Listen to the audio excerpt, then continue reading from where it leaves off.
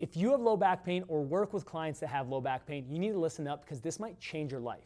If you've been told that micro movements between your vertebrae are causing your low back pain, here's why it might not be a very strong theory. Now, micro movements are described as little tiny movements between vertebrae that over time can cause quote unquote wear and tear and actually need small spinal stabilizers to give you that stability to keep that spine still. Now, I understand that sounds all great. It's really cool to have an answer to why symptoms are happening, but we want the right answers and not just an answer.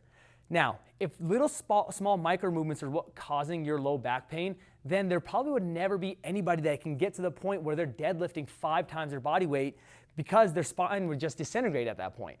Same thing with people that do parkour. They'd never be able to jump off a 2-story building, land on their feet, tuck and roll without their spine exploding, right? Because if little micro movements are causing these symptoms, what would these big macro movements do? So you need to understand that these words can sometimes be harmful for yourself and for the people that you're working with. Because if they believe that little micro movements are causing their issues, then they think they need stability and need to keep the spine still all the time. And we know what we call that? Stiffness.